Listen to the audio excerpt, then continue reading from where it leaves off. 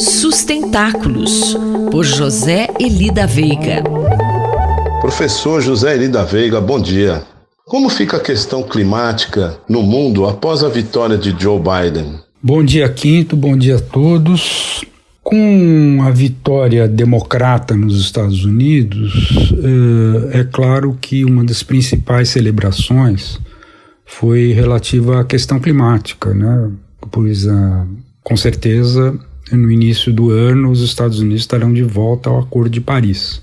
Daí, o jogo em relação ao problema de se atingir, por exemplo, uma neutralidade de carbono em meados do século, passa a ser mais razoável, isto é, além da Europa, que é a mais comprometida com esse objetivo, a China já tinha anunciado que antes de 2060 pretende chegar lá, e evidentemente os Estados Unidos é que estavam fora dessa rota.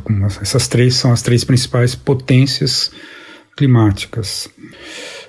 Então, o que se tem é a volta, vamos dizer, do segundo principal emissor, mas aí a questão não é tanto de saber quem é o que mais emite, quem é o segundo, quem é o terceiro, mas sim o fato de entender que, do ponto de vista geopolítico, são essas as três grandes potências que, se tomarem as medidas e se conseguirem levar o processo de inovação tecnológica na direção da descarbonização, são essas três que, evidentemente, começarão a fazer a diferença, né? Só que isso gerou também um desvio, vamos dizer, um certo otimismo exagerado por parte de alguns entusiastas, vamos dizer, da questão climática, né? O senhor pode nos dar um exemplo desse otimismo? Então, esse otimismo exagerado foi, por exemplo, estampado numa entrevista do Rockström, que talvez seja um dos principais cientistas da área, dada a jornalista Daniela Chiaretti do Valor, logo depois da vitória do Biden, em que ele fala em G3, quer dizer, que essas três potências poderiam formar um G3 ou coisa parecida. Isso é um erro de perspectiva, porque na verdade vai ter um jogo muito complicado, no qual nós vamos provavelmente assistir uma aliança dos Estados Unidos com a Europa para pressionar a China numa determinada direção. Por quê? Porque o fato da China ter decidido que o país China, até 2060, terá neutralidade carbono, não significa necessariamente que ela terá uma política externa ativa em relação aos cento e tantos países que estão, por exemplo, na chamada nova Rota da Seda. Quer dizer, a estratégia de influência da China no mundo abarca hoje cento e tantos países. Quer dizer, no fundo, se a gente pudesse usar a palavra aliados, eu não diria que são aliados, mas a área de influência da China hoje é muito maior do que provavelmente Estados Unidos e Europa somados. Ou seja, na verdade, o que eu estou querendo dizer é que, além da coisa passar por essas três potências, né, e portanto o jogo ser esse, vai ser necessário que elas também arrastem, vamos dizer, isso que são os seus principais aliados, isto é, os países que elas mais influenciam. E não está claro que isso possa vir a acontecer. E se não acontecer, a neutralidade de carbono não será global.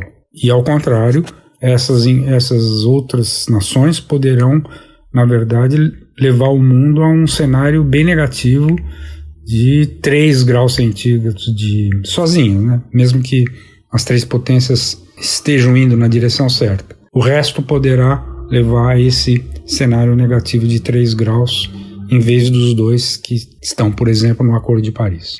Muito obrigado e até a próxima. Mais informações sobre sustentabilidade estão disponíveis no site sustentáculos.pro.br e na página pessoal do colunista zeeli.pro.br. Eu, Antônio Carlos Quinto, conversei com o professor José Eli da Veiga para a Rádio USP. Sustentáculos, por José Eli da Veiga.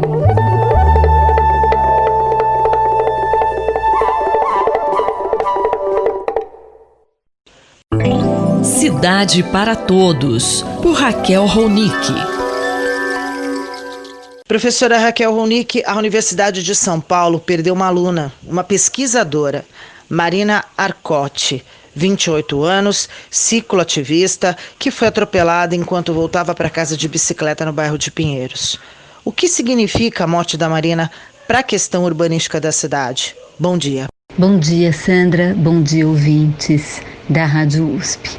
Pois é, uma notícia muito, muito triste para todos nós, que perdemos uma aluna brilhante do doutorado, do programa de pós-graduação da Faculdade de Arquitetura e Urbanismo. Nós perdemos uma pesquisadora, colaboradora do nosso laboratório, do Lab Cidade, mas, sobretudo, pensando que essa morte coincidiu com o Dia Mundial do Urbanismo, o significado dessa morte, que absolutamente não foi um acidente, é muito importante para a gente entender que nós estamos falando de um modelo de cidade, de uma organização da cidade que absolutamente não protege os nossos corpos pedestres, os nossos corpos ciclistas, não protegem as mulheres no seu direito de circular plenamente na cidade. Um modelo que privilegiou historicamente a circulação dos automóveis e a velocidade sobre qualquer outra determinação de organização da cidade, que usa o espaço da cidade 2 vezes mais. O espaço da cidade é ocupado pelos carros, considerando o que a gente tem de espaço físico nas vias, mas também as garagens e o estacionamento, do que o espaço para a gente viver. Tudo isso leva a gente a uma reflexão sobre que modelo de cidade nós queremos, que modelo de cidade nós defendemos, Sandra. Professora Raquel Ronick, o que se ouve nas reportagens é sobre a culpa, a falta de respeito dos motoristas, da necessidade de punição, com projetos de lei nesse sentido. Professora, a senhora acha mesmo que isso resolve o problema? Punir o responsável que provocou esse acidente, que inclusive fugiu sem sequer prestar socorro ou tentar ajudar. É muito importante entender que não é através de uma estratégia punitiva e jogando toda essa responsabilidade para os indivíduos, que sem dúvida nenhuma tem que ter muito mais respeito, que nós vamos reverter essa situação. Nós temos que entender que é uma responsabilidade da política pública em pensar, organizar e liderar a sociedade na direção de uma outra cidade. Uma cidade que proteja a vida, uma cidade que proteja a saúde das pessoas. Um dos temas principais do trabalho da Marina, além da questão do gênero e bicicleta e como as mulheres pedalam e as dificuldades, agora ela estava trabalhando no seu doutorado a questão do medo e como o medo afeta as possibilidades de aproveitar a cidade. Nesse momento, inclusive nesse momento pré-eleitoral, é muito importante nos perguntar que cidade queremos para o futuro e que cidade é essa cidade que Marina defendia como pesquisadora e como ativista, aonde as mulheres não têm que ter medo de estar na cidade, aonde as mulheres não podem ter medo de pedalar na cidade. Eu sou Sandra Capomatti, ouvimos a professora Raquel Ronick, da Faculdade de Arquitetura e Urbanismo, da Universidade de São Paulo. Cidade para Todos, por Raquel Ronick.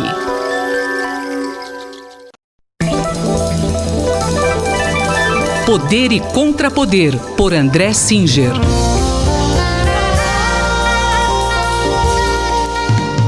Professor André Singer, nos últimos dias houve uma polêmica em torno da vacina do coronavírus que está em teste pelo Instituto Butantan.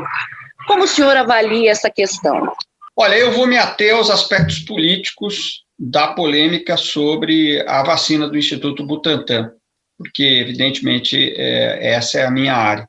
Eu penso que a politização do problema pode ser melhor compreendida se nós olharmos para o que aconteceu agora nas eleições norte-americanas, nas quais a vitória de Joe Biden, em certa medida, se deveu à pandemia. Se não fosse a pandemia, é bastante possível que Donald Trump tivesse sido reeleito presidente dos Estados Unidos.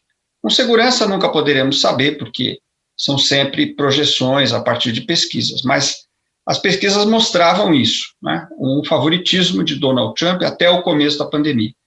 Isso significa que a pandemia foi o elemento-chave da eleição norte-americana e poderá vir a ser o elemento-chave da eleição presidencial brasileira de 2022. Evidentemente, nós estamos ainda bastante longe de 2022 e não é possível fazer uma previsão segura, mas neste momento é um elemento fundamental da avaliação do governo Bolsonaro.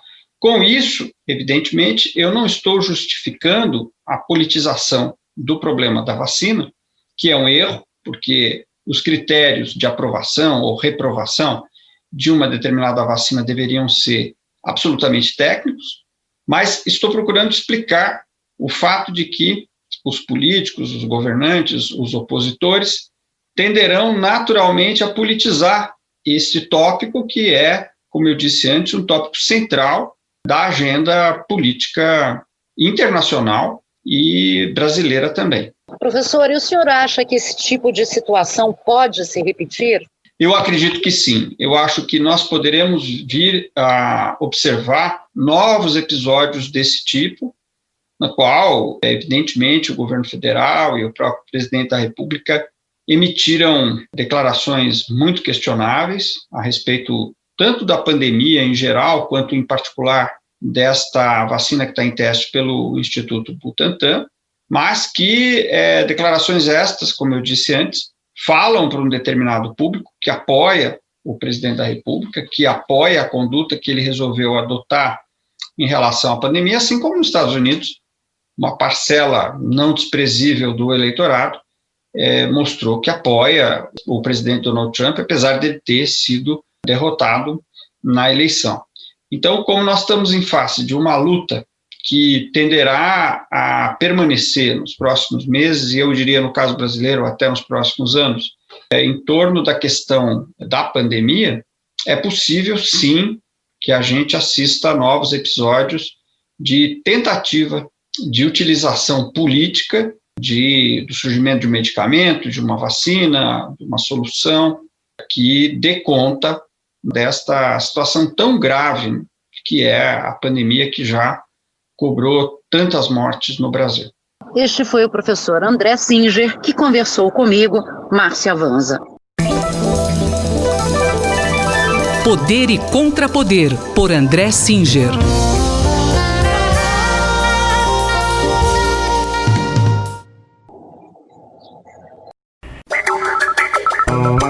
Espaço em Obra, por Guilherme Wisnik. Olá, professor Guilherme Wisnik. Qual vai ser o tema da sua coluna de hoje? Bem, Márcia, essa semana eu queria falar sobre o grande prêmio recebido pela nossa arquiteta e urbanista, professora da FAUSP, Hermínia Maricato. Ela ganhou a medalha de ouro da Federação Pan-Americana da Associação de Arquitetos e Urbanistas. Isso é um prêmio importantíssimo, de escala continental, e a primeira mulher brasileira a receber esse prêmio. Então eu queria aqui destacar a atuação da Hermínia, que é professora titular, aposentada na FAUSP, no Departamento de Planejamento Urbano, no qual desenvolveu um papel importantíssimo na docência, na pesquisa, E a Hermínia é fundadora do LabHab, que é o Laboratório de Habitação e Assentamentos Humanos, um laboratório que desenvolveu e ainda desenvolve pesquisas fundamentais na área ligado à habitação social. E ela tem uma atuação fundamental em prol da questão da habitação social no Brasil e da reforma urbana. A Hermínia esteve ligada ao movimento estudantil desde que estudou na FAUSP, depois participou da fundação do PT, do Partido dos Trabalhadores, atuou pela reforma urbana na época da Assembleia Constituinte, em 88, e teve papel fundamental na criação do Ministério das Cidades, no governo Lula, no primeiro, e teve em Brasília atuando de forma importante no Ministério de 2002 a 2005. Então, além de ter sido, e isso é fundamental, antes disso, secretária de Habitação e Desenvolvimento Urbano de São Paulo na gestão Luiz Erundina, entre 89 e 92, que foi uma prefeitura marcante na redemocratização do país e da administração pública em São Paulo, abrindo-se para as questões sociais fundamentais, né, trazendo as pautas urbanas, como a habitação social, como a reurbanização de favela, com a preocupação para as áreas periféricas, né? Então, esse prêmio, essa medalha de ouro, ela vem em muito boa hora, né, num momento em que nós aqui no Brasil precisamos cada vez mais retomar essa agenda, e a professora Hermínia continua sendo uma figura fundamental nesse caso, né? Vamos lembrar aqui que ela foi também conselheira da ONU, dos congressos da UN Habitat para assentamentos humanos, e também é uma das coordenadoras do BR Cidades. Então, de fato, a Hermínia tem essa atuação importantíssima, digna dessa medalha de ouro, e eu queria destacar aqui também algumas das suas ideias fundamentais, não é? Eu acho que o trabalho da Hermínia se volta muito para a questão da exclusão urbana, da segregação e da violência, com um olhar atento, como eu disse, para a questão da habitação e da periferia. E ela traz a reflexão sobre o papel da lei de terras, né, da criação do latifúndio antigo no Brasil como base, a questão do nó da terra, né, como base para a nossa estrutura fundiária tão desigual. E os textos, os ensaios, os artigos e os livros da Hermínia incidem muito nessa questão da ligação entre o fundiário e o imobiliário no Brasil, como uma espécie de raiz ou de gênese dessa nossa desigualdade urbana, que precisa ser reformada e atacada nesse sentido. Professor Wisnik, ela também lançou alguns livros sobre esses temas, né?